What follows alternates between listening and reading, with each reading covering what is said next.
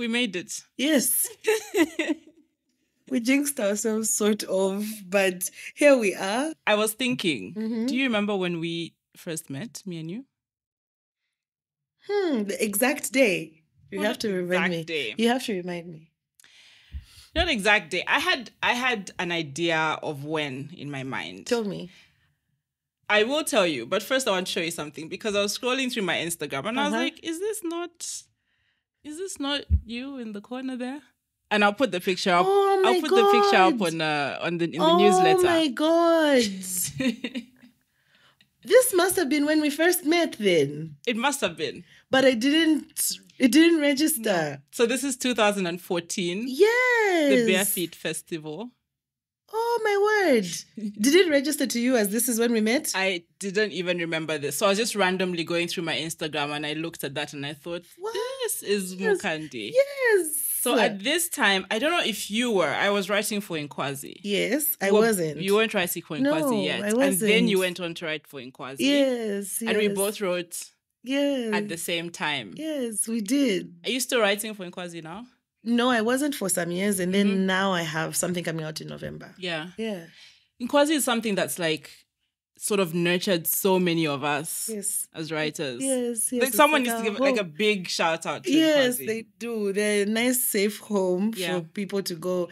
And they've been open-minded with different types of writers. Because when I started writing for Inkwazi, I don't think I even called myself a writer in public. No. But they were very open. And I remember Onechi was the editor just after Samba. Yes. Because I came in during Samba's time. Yes. So I came in the Samba to Onechi transition. Yeah. That's when I came in. What? Yeah. It's been a long time. That's why I can't remember when we first met, because I feel like our lives have sort of, they intertwine often. Yeah. Yeah. So another intertwining, because I didn't think of this until long after. When I first remember meeting you is you were doing something at Pakati Market. Really? You had like your little trinkets and things that you were selling. Oh, the Chitenge stuff. Yes. And I remember it so distinctly because at the time, I had also been trying to start like a whole Chitenge style thing that I was like making cufflinks and whatever. Yes, it was the whole thing. So that was your business. What were you doing at that time? At that time, I just graduated. I was bored. I was looking for somewhere to just keep myself active. So I used to make accessories with Chitenge. I used to like work on them they were not like mass made. Yeah. They were made on order according to the person. So I was trying to make them personalized. I made so many weird things. Umbrellas. Yes. According to what? I remember the bow ties. Yes, the bow ties. Shoes. So making ties. I never did shoes. I started making ties. I did a lot of fascinators. Yes. I did a lot of fascinators even for my church. So I used to do that. That was my little business for a little bit. Yeah. That's when I remember meeting you. Oh, yes. But I remembered it because of your essay, a blog post, which is what brought us here today. Yes. So you have a blog called Candy's Notes. Yes, right? I do. Yeah. And it says a safe space for intimate perspectives. Yes. Is it a safe space for you or a safe space for the reader? Okay, so Candy's Notes started, I think, in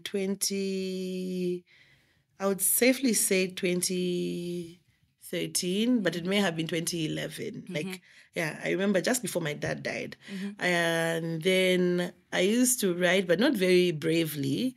And then a friend of mine was like, do it. So I used to put the notes on Facebook. When you say not very bravely, what do you mean? Like just dabbling instead of committing and calling it something. I feel like when you name something, you make it come alive. And, a child is born, then you give them a name, and then now they're a person. Then you get your NRC, and it has your name, and it's like, you've committed. Yes. So it wasn't a name thing. I wasn't writing. I was just putting notes on Facebook. And so then my friend was like, do it seriously. So I could safely say around 2013, we opened a blog on Blogger. Yes. Yes. And it was, and like, what do you call it? What do you call it? I was like, we're writing notes on Facebook. So I'm going to call it Candy's Notes. Yeah. And it's going to be that. So I did that for a little bit. But at the time I was writing for Nkwazi, I was writing for a few other magazines, including another one that I won't name because that was the incident that led to. So we're having a bit of a rough patch, me and the editor, Right. who was the owner and the everything. And it's actually made me have disdain to work for places where somebody is the god in the business, because then they don't, it's difficult. Yeah. Yeah. So we're having a bit of back and forth over operational problems. And then she stumbled on my blog one day. Right. And she read the things on my blog. And she didn't tell me until the next operational challenge. Yeah. And then she's like, we're firing you because of your use of language. We can't have somebody who says these things, say this, and work for us. And I knew that wasn't the reason. She had seen my blog, which is why she hired me. But now it was the convenient reason to fire me. And so it made me start questioning certain types of writing in Zambia. And so it made me a bit withdraw a little bit. Yes. And so after that, then I had to start thinking, now what am I going to do? What am I going to do? And so after a while, I even lost the website. I lost the website.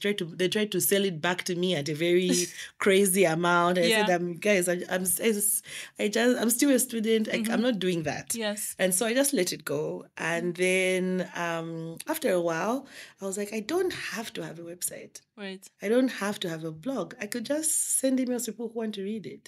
So I set up a MailChimp because I knew how to do it because of work. Yeah. And I wrote my first newsletter. I don't even remember if anybody was subscribed at the point. I didn't think about it like that. So in the beginning, it was a place for my intimate thoughts. Right. And then I would put the link up for people to sign up if they want to. Yeah. Or to just read it, because you can just read it if you don't want to sign up. And then what happened is that people would reply, and they would reply their intimate perspectives as well. Yeah. So it became like, when I write something now, I know everybody on my list. Sometimes even when I don't want someone to read it, I remove them and then I send it so that it can still, like, truth is a very important thing to me right now.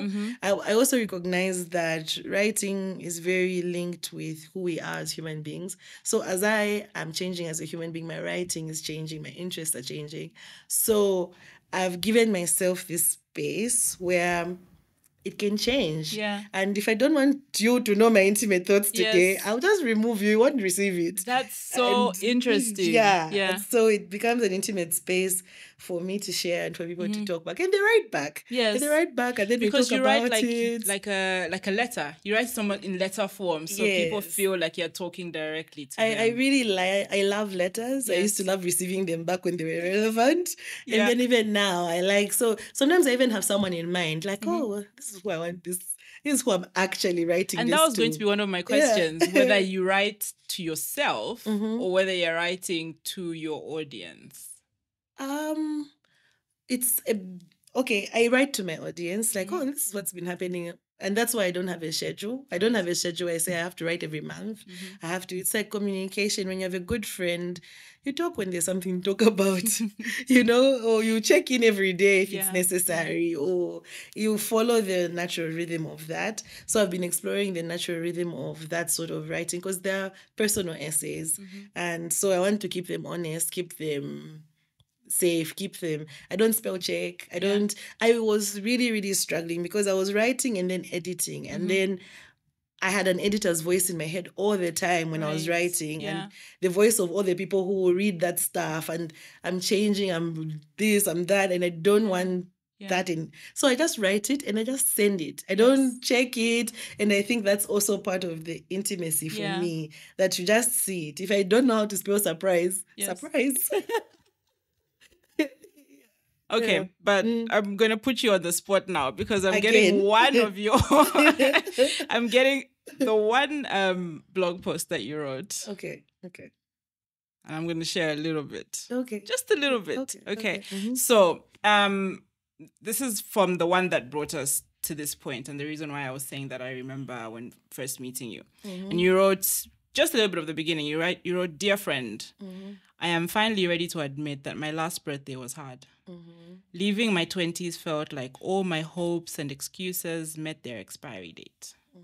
Aside from the daily shame of not being further in life, I'm also fighting the irrational fear of a receding hairline." Have you got a receding hairline? No, that's why it's irrational. I tried to write to you earlier, but I deleted it. I was writing from a bleeding ego and the desperation to be seen as more than I am. Yeah. How does it feel hearing those words back to yourself? It's very weird. It's very weird. It's very weird. I said this after I know we're going to talk about it later, but like the Kalimba short story, right? Whenever I hear somebody else's experience of the things that I write, and then they say it back to me, it's a certain level of accountability that I can't say I'm comfortable with yet. Yes. It's just like, ish, guys. Can we pretend it didn't happen? It's past, please. No. Okay, let's not dwell on the words themselves. Let's dwell on the content of the words. Okay, then. okay. Just because we wanted to talk about like the series of different sort of things that you had been going through that led you to the point of writing this. Yeah. And because in this post as well, you say about Joseph, who's the man who used to help you make and you say that he doesn't smile as easily as he used to. I think that life changes us, which is very interesting. I wouldn't say that we're friends, but I feel like we share a world often enough that I can look and peek into your world and be like, Bibi is a writer. And then I read your thing and I'm like, she's actually really good. You know those that you and then I see you in your own different space. And I feel like when somebody is very close to you, like your sister, they don't see those things because they share every meal with you. It's like how when you live with someone, you don't notice that they're gaining weight. Yes. Yeah. But I feel like we're distant enough that I notice that I'm like, oh, that's different. Oh, this is what, or even that we have enough space that I can put context. Like, oh, this is where she grew up. This is a sibling. Oh, this is, yes. I feel like that's the privilege of having somebody outside of you. Yeah. But when you're by yourself, you don't have that. So you don't always notice that life is changing you until now milestone moments. And those milestone moments now bring their own things. Yeah. So for a very, I was just very like detached from the concept of aging and being around for a long time and what that does to you. Because I feel like we're all born, like they check your fingers and toes, they're all there. You're born healthy, you come into the world, and then now things start changing you. Right. If you don't eat the right nutrients, you get malnutrition, you lose your eyesight. It's gone. Yeah. You lose a leg, it's gone. You know, those are the things that happen to us and change us, even though we come into the world perfect. Yeah. And so a lot of things had been happening to me and also because of me. Yes. And then now I was like, I never really thought that I would hit 30. I know it's like a lot of people say that, but I just never really like, I didn't add it up. No. I was too busy. Yes. A lot of people describe me as childlike. And I think it's not because I'm childish, but it's because I don't think about a lot of things I should be thinking about. Those are two different things. Yes. And why should you be thinking about them? Because that's more to the point of coming to when you're saying life changes you and things that you've done have changed your life. Yes. You're talking within this about the various things that you say you have failed at, right? Yeah. And yet in this conversation, you are acknowledging that life happens to us as well. Yeah. And I feel like, and before turning 30, I didn't really take great account of all of that. And then now society has its definitions of what it thinks you should have done by 30. Yeah. So when I reached 30, then I was like, hey, what's supposed to happen here? You know? And then and then I now think about my matriarchs. I think about my grandmothers. I think about the things that happened to them. And I start thinking that, what if, the same way I'm surprised that I've reached 30, what if I reach 80? What's going to happen? What's that going to be like? And you're still surprised. Yes. Like, so I'm trying to like limit my shocks. So what is your, because it seems like you're much more positive now. So what is your relationship to that idea that you had about, oh, I've reached 30 now and there's so much that I wanted to have done? What are you thinking now? Are you still thinking, I have all these plans and goals, or are you...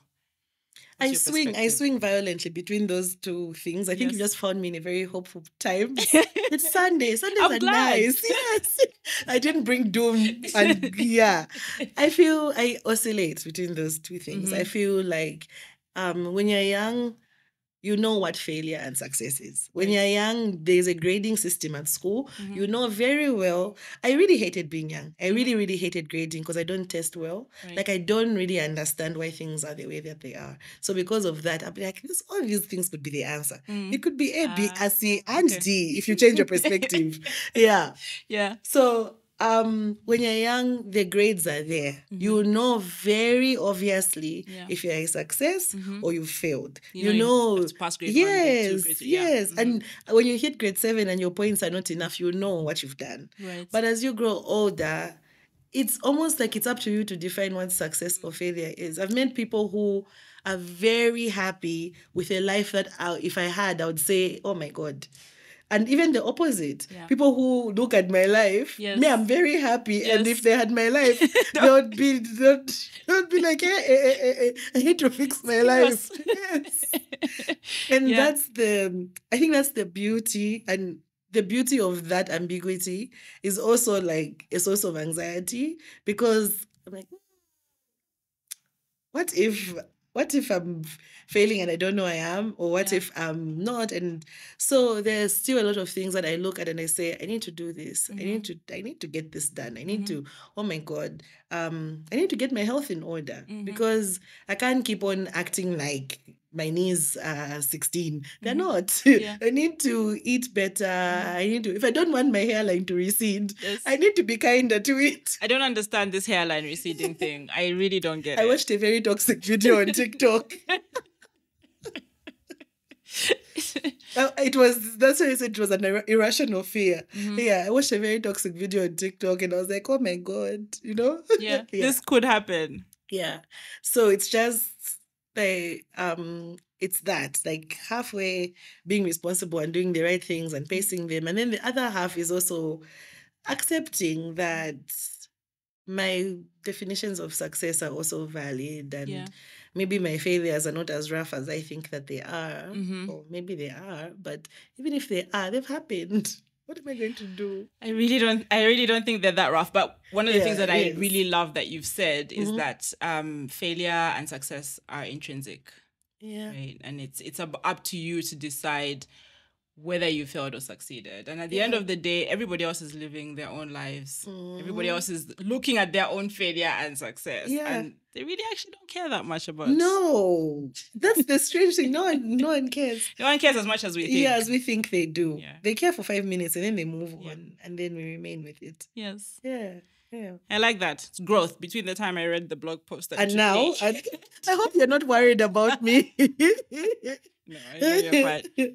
Okay, I was interested in talking about the actual craft of writing, of writing things that are very vulnerable. And it's not just like on your blog posts. I noticed this on your Instagram as well, like just generally in your public spaces. You're the kind of writer or person who you seem like you're not afraid to be vulnerable. And I was fascinated by that, but also by the fact that your writing is very, I put here that it's light and airy, even when you're discussing really tough subjects.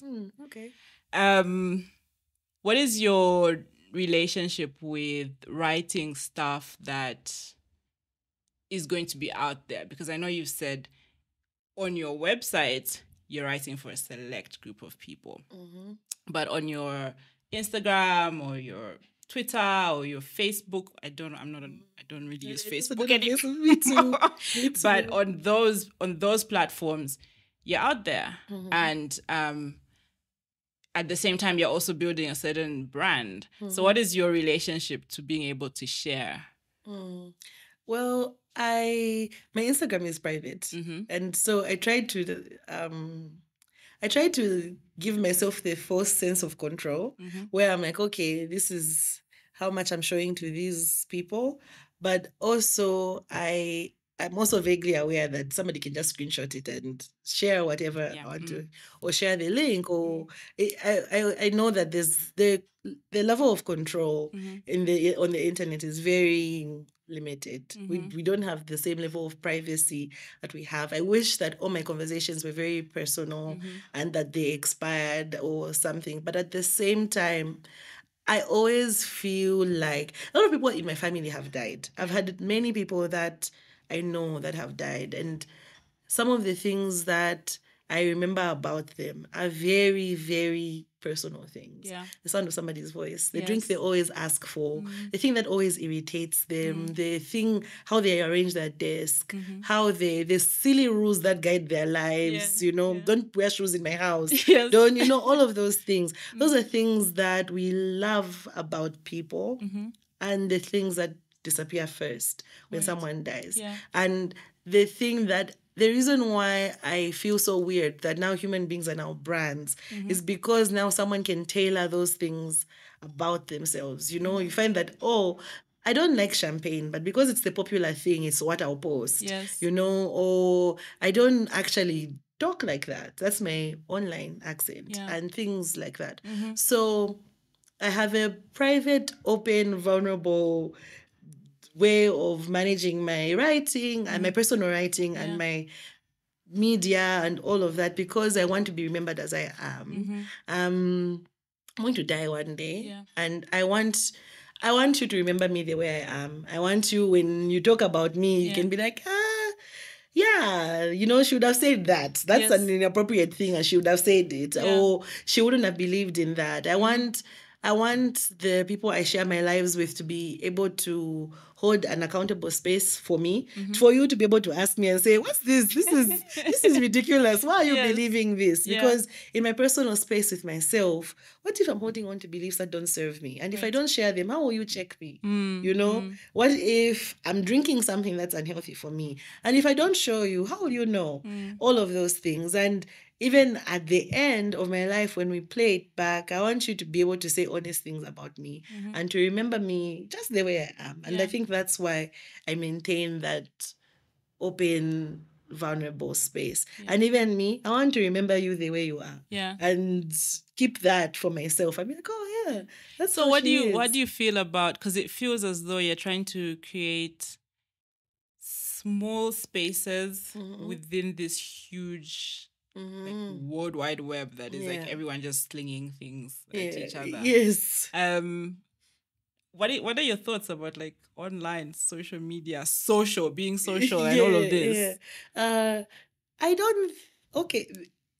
These are my personal beliefs. Yes. These are just my opinions in this moment. Maybe I'll change my mind when I walk out the door. But in this moment, I feel like there's always going to be a world inside the world inside the world. Even Lusaka is just a speck in the grandiose of the nation, of the continent, of the planet, of the solar system, all of those things. Yeah. So whenever I'm trying to create my space with my community, with people who believe what I believe, with people who may not believe what I believe, but we can talk about it. Yeah. I want to create like spaces for safe discourse, so that someone, if you're homophobic, tell me where you are. Yeah. Let's talk about it. If you don't believe in God anymore, what happened? Let's see. I want everybody, just the way you accept. People like believing in acceptance, but they don't want to accept others, but they want that for themselves. Right. So I want to give some of what I want to receive. And I hope that in accepting others, they will also accept me. And then the community grows. When I started my blog, I was writing to myself and putting up a link. Yeah. Now I have a few more people and few more people, and it's growing. And I don't know how big the community will get, but these are the values that guide it. If when parents get married, when people get married, they're not parents yet. They're just people in love. Yes. And then they make one baby, then they're parents now. And maybe they'll have 9 babies. But their home is their home, and what they believe is what they believe. And that's what I'm trying to do. Like, this is my space. Yes. Yeah. It sounds like you really like that that conversations. Yeah. They enrich you. Yeah. How do you think that feeds into your fiction? But the thing about my fiction is that it's not even sparked by the people that I know. Usually the people that I know are mine. I don't know if that's a weird thing to say, but the people I know are mine. You know, I think about them before I sleep. Like, oh, that was funny. When I sleep, you know.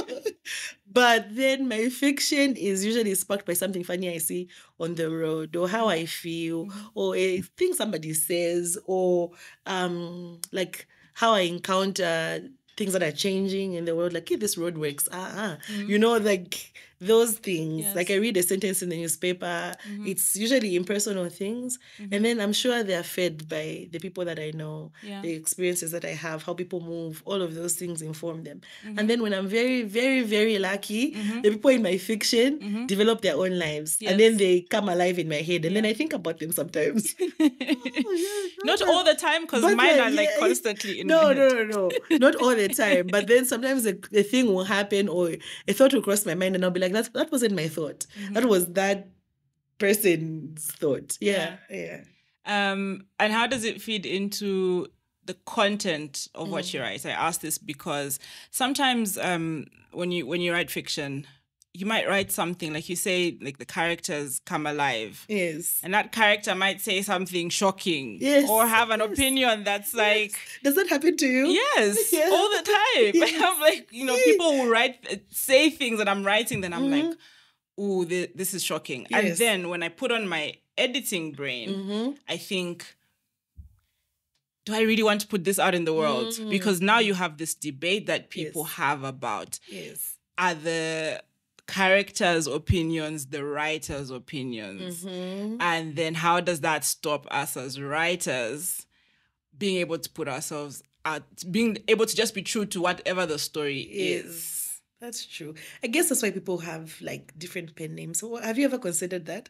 Like, you're writing under a different name? I haven't. Really? Yeah. Why not? I don't know. I feel like there's a falseness to it. True. I don't know. True. Like, there's a cowardice to it. Yes. Like, you don't want to say it with chest. Like, I'm trying to think, what would it be that I would be writing that would make you want to take a different name? Yes. It'd have to be some really serious. Yes. I think when people are writing and they're scared of how they'll be perceived, that's when they take up, like, when it's that serious, they take up a pen name where they're like, okay, I want to say something. But I'm always vaguely aware that people will think this is what I think. And most times they do. They will be like, maybe these are your beliefs. Maybe this is how you see us. Does that restrict you? When I was small, when I was 11, I was writing this story in this book. And when we shifted, I found the book. It was this thick. I was writing this story about a girl who sleeps with her husband, her best friend's husband. Right. I was 11. I didn't know exactly. So whenever I tried to hold myself back, I always go back to that 11-year-old who was writing that, and I'm like, you were 11, you know, those were not your thoughts. And that's where, for me, I'm reading What Happens When a Man Falls from the Sky, right? And it's genre defying. It's reminding me that writing can be play, right? And I hope whenever I write something that's extreme, I really, really hope that there are readers out there who remember that reading can also be play, right? And won't be too upset. I once read a character that was very much like my ex, and when he read it, he was like, how could you say this? And then I was like, but wasn't it nice? He was like, okay, actually, it was quite nice. and I really, really hope that there are people who can enjoy writing just for what it is. Because even me, sometimes I just want to read something. Yes, just like something silly. It doesn't always have to be deep and reflective of the writers. Obviously, if I say something that is offensive to people, or if I hurt someone with what I've said, then I should be held accountable. Yeah. But if it's just word use, language... how would you define if you hurt someone by what you said? Because that's also like a very thin line. And that's why I said that I should be held accountable, because maybe I didn't know I was hurting someone. Right. Yes, because there's a story that I wrote that when the editors changed it, they said that they edited it to its stank of illiteracy. Right. I would never say something like that. But in the character that I had built, in the story that I was building, it was the perfect thing to say. Yeah. It was that's exactly what a character like that would say. Right. But for me, there's no part of me that would have come up with a sentence like that. So when I read it, there were 2 edits. That was one of them. And I was like, I don't know how I feel about this. And if somebody came and said, how could you say that? I don't know what I would say, but on the editor's defense, it made sense. Yeah. That sentence was beautiful. It was the exact reflection of the character. Yeah. But me, would I say that? Not really, But it was, if somebody came to me and said it was wrong, I would like to be held accountable to it, so that I can explain, or so that I can apologize, so that I really believe in rupture and repair as a person. I don't think anything is perfect. Yeah. And sometimes it happens a lot when I read books that were released maybe 50 years ago. There's some things that were written 50 years ago that are only offensive now, that were not offensive then. Definitely. And we're changing. And don't hold it in and say this is what Mukandi is and what she believes and what she writes. There's many platforms these days that you can reach your authors. Back then, we're not lucky. You couldn't write a letter to John Grisham and be like, hey, I don't agree with this. Yes, so but now you can... I've DM'd many authors and they respond. And Really? and they respond and you can talk about it. And if it really hurts that much and whatever, you can... be like, oh, I'm really sorry that this is how it felt or this is what it did, but this is how this happened and this is what it is. Yeah. So do you believe that you should always have your audience in mind when you're writing? Sometimes, yeah. Sometimes when you're editing. When you're editing. Yeah. When you're writing, just write what needs to be written. But when you're editing, you have to think about your audience, because where are you distributing it? What will it do to the person and all of that? Like on my newsletter, my mother doesn't read my newsletter. Yeah. Because I'm very aware of the audience. Yes. So I'm trying to write more like memoir-based pieces recently, like this year. And it's really difficult. They say, writing about people who are still alive. And then but then I have to keep remembering, or what I keep hearing is people say it's your memory of a thing. Yeah. It's your story that you're telling. It's not anybody else's story. If it and somebody gave this example of saying, if you want to know something about what happened to you as a kid and you want to really know what exactly it was, and you go to your parents, they might tell you a completely different perspective. Very true. That was not your experience, and now destroys the story that you had. Yes. So that would add a new layer of confusion. Like, yes. Yeah. So just tell the story from your point of view. It's your story that you're telling. And I had the exact interaction with my siblings where we're sitting, and even we're in the same family, we ate the same meals raised by the same people, but our recollections of our childhoods are completely different because we're different people. Yeah. So what we remember is different. Yeah. It's interesting. I'm gonna read back your tweet to you. It says, all writing is personal until readers come in to interrogate your choices. Yes. I like that. Yes. But then you've also said now that you need to keep your audience in mind. So are you constantly in a conversation with your audience as you're editing? It depends on what I'm writing for. If I'm writing, I edit with purpose. Who is going to read this? What is it for? So that's what guides my hand when I'm cutting things out. If it's for my personal thing, I told you I don't edit it. I just send it. Yeah. So it can be 200 words one day, 800 the next. Yeah. I really don't think about it. Yeah. But if I'm writing for... let me guide you through my process for the Kalimba short story. Yeah. What I wanted to do was to have the shortest story there. Yeah. Because that's what I wanted to do. Yes. So I think the word count was 5,000 minimum. Yeah. My story was 5,003. I wanted to so even when I was writing it, no matter how juicy a paragraph was, I was like, this is nice, I'm enjoying it. I was like, it has to go if it doesn't meet that. And then another thing that I'll keep in mind when I was writing it, there's my purpose and then there's the purpose of what you're writing it for. Right. I was being a bit selfish in the sense that I wrote it for my purpose. I really wanted to write a Zambian story for Zambians, where if you don't get it, you don't get it by. Right. And so that's what I had in mind. So with that in mind, I now started editing with that. What words will I use? How long will my sentences be? Where will they be? When I placed my paragraphs, I was breaking short paragraphs.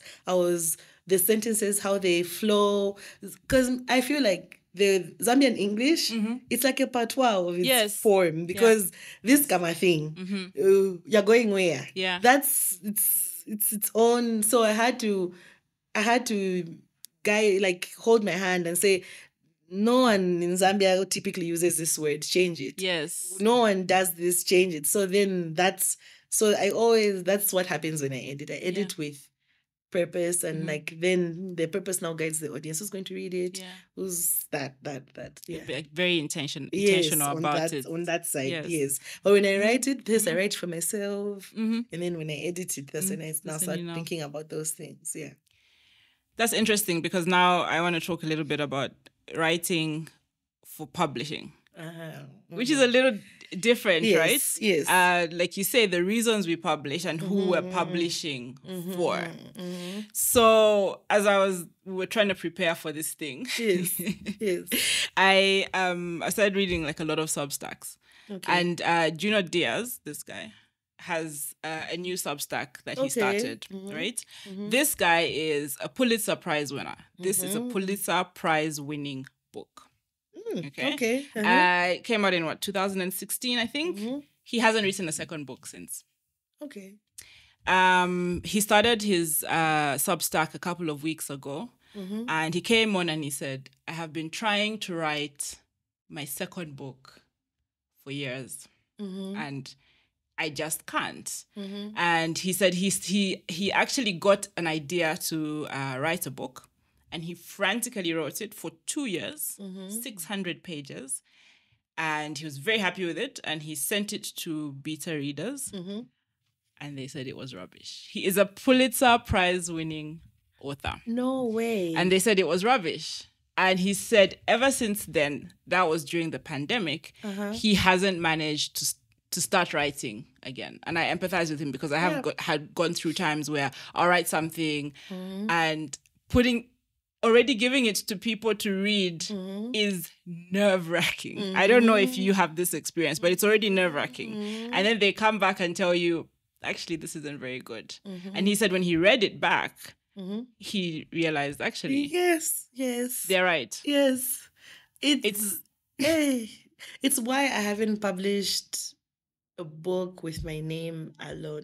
I'm published in anthologies and short stories because it gives me a chance to hide, and I'm part of the other 12.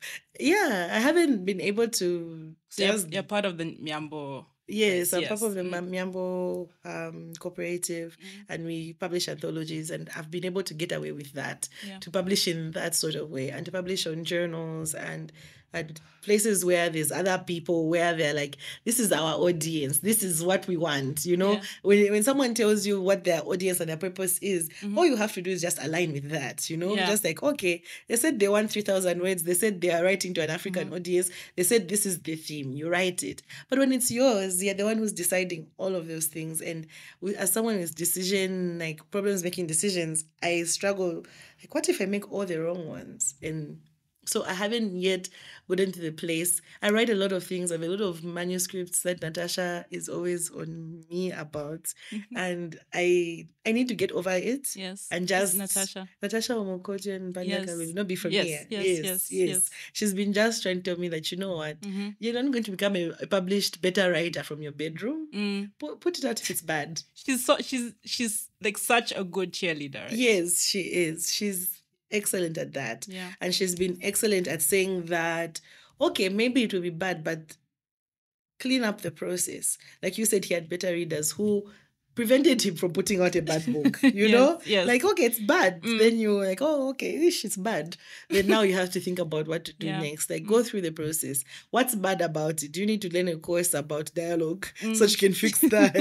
Do you know how to learn how to use a comma so that you can fix that? Yeah. Yeah. So I haven't yet gotten to the place where I can just own it and publish it but I feel like that. I have 2 stories right now, short stories, I haven't completed because of that. Like, what if it's bad? What if it's bad? My last short story was bad. I wrote a short story with, like, we were coming up with a concept with a friend of mine. He's a photographer. His name is Manga, the old Frey. And so we're coming up with a concept about love. And so I was supposed to write the story while he takes the pictures. I trust him. He'll take amazing pictures. But for my story, I wrote it and I was like, it's not giving. What made it bad?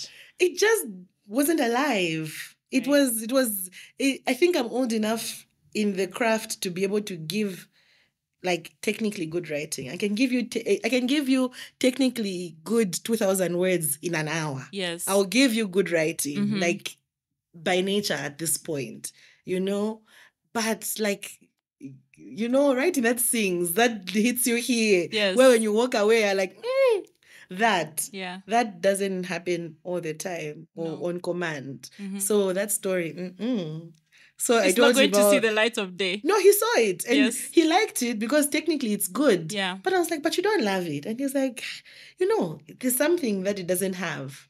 So this brings me to my next point. When you talk about publishing in Zambia, right? And you're saying you're part of Myaambo, right? And you guys have done anthologies and stuff. Yes.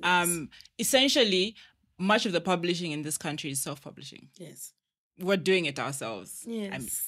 I haven't published anything, but everybody. And one of the things that stops me from publishing in Zambia is because it's self-publishing, and I have this idea in my mind that I don't know if it's validation that I want. I don't know what it is, but there's this idea in my mind that let me get an agent from somewhere or something. Let me get some kind of external validation. People who are outside of this country, where there's this whole process about how you get an actual book together. What's your relationship with that? Like, the Zambian publishing landscape versus, or let me say self-publishing versus trying to find other people who value your work. And I asked this, going back to what you said about you want to write Zambian stories now. You want to write stories about that are for us that we can understand. And how can you square that with, do you want an international audience? Do you want to be able to publish through those channels where you end up with a bigger book that is more far-reaching? Or do you just want to be a writer? And that's the constant battle, because there's nice validation to know that it's Pan Macmillan that has published and picked your story. It means that already there's somebody big that's saying this is good and it's going to sell and it's going to be nice. And the ultimate fantasy is to be able to live off my writing, to be one of the writers that your story is flying you first class, and you don't have to worry. You can just be a writer, aside from all the other things that writers in Zambia have to do to survive. But there's also another part of me that I am so tired of the hungry artist stereotype. I don't like that. I don't like they're struggling with their mental health because they're an artist, or this is why you just know how they are. They're broke, they're writers. I don't like that, which is why I'm very proud to be in the Myaambo Co-operative, because we make it happen for ourselves. We bootstrap, we put it together, and we've been able to do it, and we keep it going. And our 4th anthology is coming out. And we're not just keeping it going for ourselves, we're also opening it up. Like, you, writer in Kafue, show us. I've read so many interesting stories just from opening it up and doing that. And that's what I value about self-publishing, that you can just own the process. And, I have a friend who used to call the section of books, Zambian books in the bookstore, the shelf of shame, because the books there would have typos, the pages would be falling out, they would be disgusting, the words on the cover. But then the shelf of shame is improving. That the only way to get better at anything is just to keep going. And the more that people self-publish, the more publishing happens, the better the quality. The more you keep on pushing, the more it's a principle. It's a rule of life. The more you do something, the better it becomes. And that's why I love self-publishing. And if you can afford it, do it. Because you're adding to something. You're adding to the bigger story. And there are many Nigerians who say, that when they were growing up, everyone they knew was a writer. Yeah. And that's how they built the industry. They built, even the Nigerian movie industry was built from the terrible movies that are 4 hours long with no continuity. Yes. Unfortunately, we have to do the bad things to get to the good stuff. Yeah. And like Natasha Omokodi and Kalulu Banda, she released No Be From Here herself, and then it got picked up and re-released to a wider audience. And that's my hope for all of us. That if an agent doesn't magically pick you up, I hope that in doing it yourself, somebody sees you. Yeah. And the magical thing about writing is that maybe it's not a bestseller today, but it will be in 10 years because something will happen. There are those people who, like now with TikTok, with Book Talk, who they wrote years and years ago, and then some youngster on TikTok discovers it now, it goes viral, and suddenly your book that you wrote that only 5 people read is on demand. Not only you, your book club and the church read. Now everybody. So you never, that's the magic in it. You never really know. Yeah. And that's why you should just I think writers should just keep on showing up for themselves. It's an art at the end of the day. Yeah. It's an art, it's a craft, it's a lot of things. But just like, who knows? Yeah. Yeah. That's the perfect way to wrap that section of that up. Okay. Like just just show up for ourselves. Yes, just show up. Yeah. It's a constant battle, but I like that you're saying that there are definitely a lot more writers than there were before. It's definitely a lot more variety in the Zambian stories as well, because before it was a bit one-dimensional. But that's the same with African stories as well. Before they felt a bit one-dimensional. Now it's like, oh, I can read a crime thriller, I can read a romance, I can read comedy, I can read, like, there's sci-fi. Just so many, sci-fi, fantasy, there's just so many different types, which is, it's part of the growth, right? Yes. And if we don't keep writing and we keep waiting for someone to be amazing, then it's not going to happen. Yeah. So it's clear, based on this conversation, that you have actually many, many wins under your belt. I suppose. I think you could say that. Second runner-up in the Kalemba. Yes. I don't know if it's second, third, I don't know, but we're runner-ups, the two of us. Yeah. Yes. You no longer do your what was he, but John or David was Joseph. looking at, but Joseph was looking at you some kind of way, but I've seen that you're starting line for like book accessories or something with the book club. No, the book club is, but like it's not with the book club, but it's almost like a revisiting of a very similar sort of thing that was happening. I feel before. Like there's a book called Big Magic by Elizabeth Gilbert. She believes that everybody is creative and creativity is an infinite resource, and that's why it can apply itself in many different ways. Like it will do this next. You're making accessories next year. That's why it didn't shock me that you're writing, because like it's a creativity is a thing that bends. You can find that somebody who writes really well, makes things, cooks really well, or makes jam, or you need to use it. You need to use your brain. You need to always you need to create something all the time. Yeah. Amazing. Okay. Yeah. I think that we've come full circle. Okay. We've convinced ourselves that we're writers and we're valuable. Somebody told me when I was much, much younger, somebody told me that, what did they say? I never used to call myself a writer. And then he asked me, he's like, are you waiting for Chino Achebe to give you a badge? I say, I'm a writer. Yeah, you're right. Yeah, you're a writer. And, I guess from that time, I was like, okay, I guess I'm a writer. And you're successful at it by virtue of being able to call yourself that. Okay, I'll take it. I like that you just accepted it. Yes, I was going to fight you, but it's Sunday. So we won't fight. Today. Yes, no, we won't fight today. Okay, to end, do you have a favorite book, story, poem, song?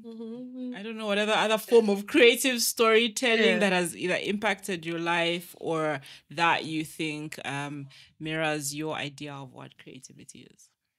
When you asked me, when I was thinking of, you asked me to think about it, and I was like, this is probably going to be the hardest question that you ask. And it's true. It's the hardest one, because reading as much as I do, as often as I do, as long as I have, there's a lot of things that have inspired me in different ways. Like Malcolm Gladwell's Outliers. For me, what that book did for me is that it reminded me that there is success is not mystical. Like if you just apply yourself long enough, no matter what it is, you could be successful. Yeah. By the baseline definition of success. Yeah. Maybe you won't be the Nobel Prize winning whatever, but you hit some form of success. Yes. Then Elizabeth Gilbert, I've mentioned it, Big Magic. That book really like there's so many hang-ups that come when you're a creative person that uses that creativity to earn and uses that creativity to create. Yes. There's so many hang-ups that come from that sometimes, because I'm a copywriter and a brand strategist at work, I would leave a 10-hour work day and I'll go home and I'll have nothing left. Right. And all of that. So that book really helps me. I go back to it often. It really helps me navigate what that is, what creative energy is, how to apply it, and how to store it, how to learn the rhythms of it so that I can harness it. Does it ever, I don't want to say interfere with, but, copywriting is very specifically for a certain aim, right? Yes. It's very commercial and it's very like you're writing this so that this can happen. Yes. And then when you're writing personally or in fiction, it's kind of the same. You're writing for a reaction, but not necessarily a commercial reaction. Or should we be? Because, there's that idea of, we don't want to be starving writers. Yes. So should the we be briefs writing are different. for The briefs are like when you're at work and it's a copywriting, the brief has come. You're writing for a bank, it's 30 seconds, it's this. How you approach it is completely different from the fictional side. But there are writers who write fiction from the commercial perspective. James Patterson is one of them, where he has a room full of ideas shelved up. He'll hire sub-writers to put it together. He releases, makes sure that he has a quota, he hits it every year. There are writers who do that.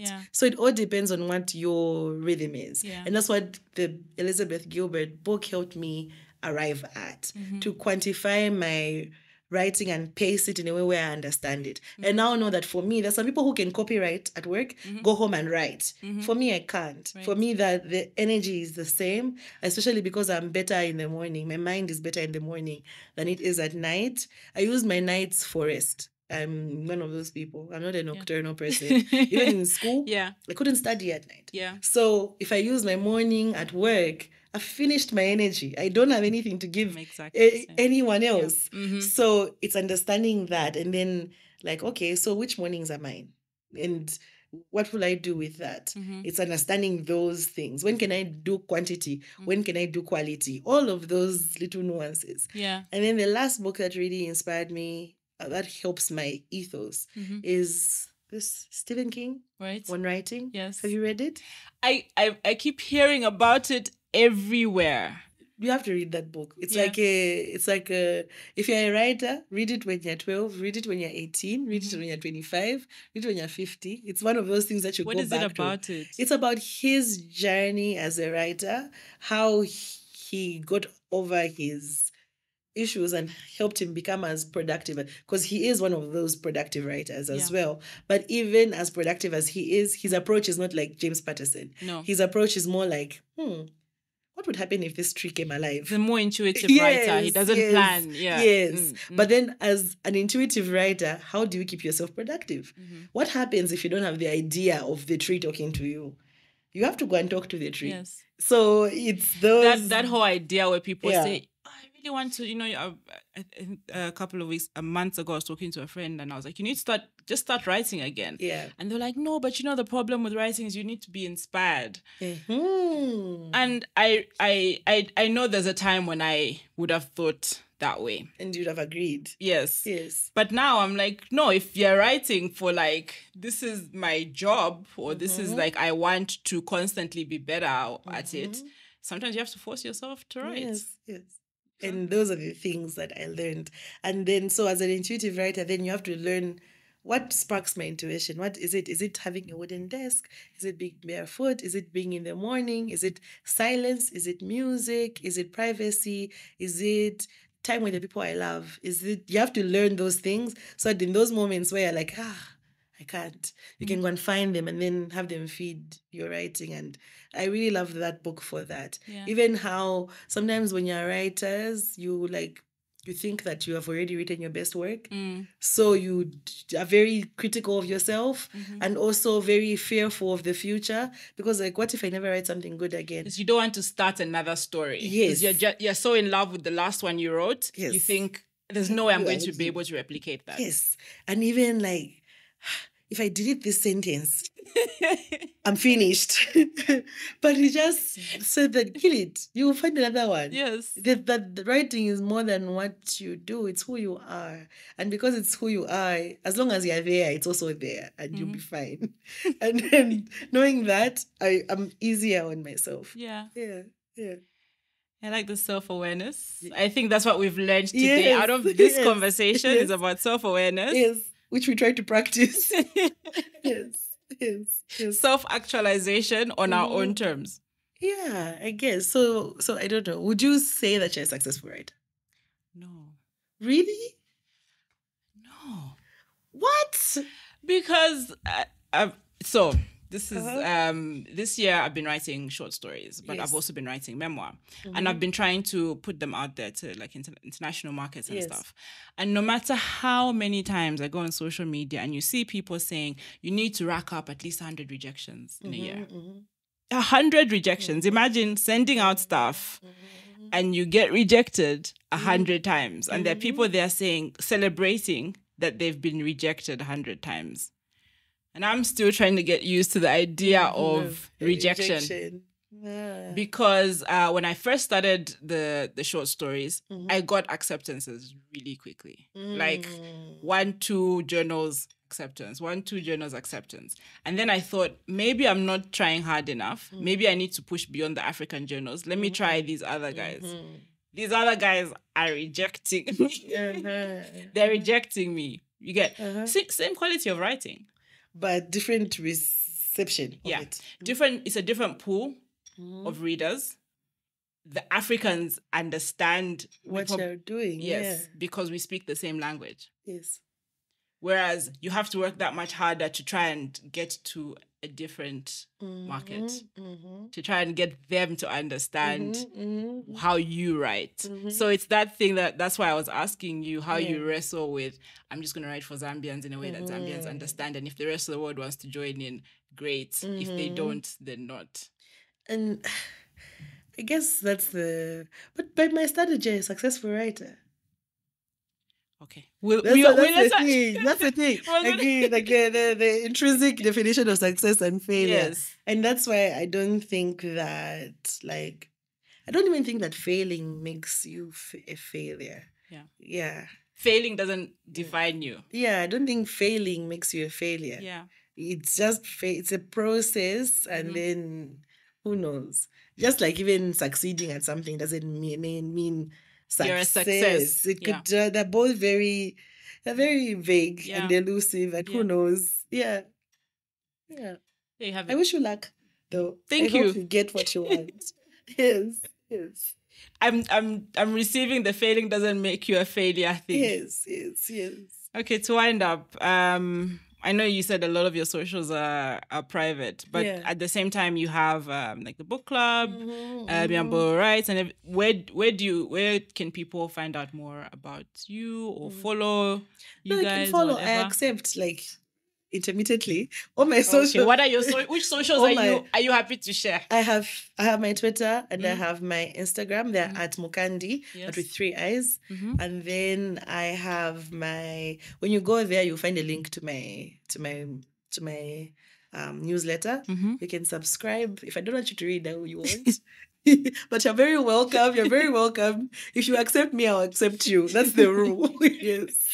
And then for Myaambo, it's at Myaambo on Facebook. You'll find us there. Cheech's Book Club is on Instagram only. It's Cheech, like CHEECH. That's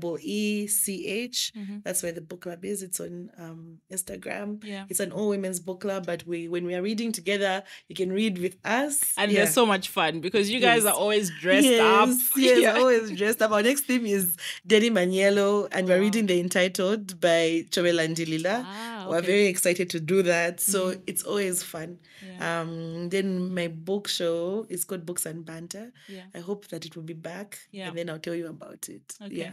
yeah. So Thank you so much for sitting thank you with so me. much for inviting me. I've had a nice time. Yeah, Yes. I've enjoyed it as well. Yes, it's been great to catch up after catch up. such a long time. Yeah. Yeah. Yeah, thank you. Okay.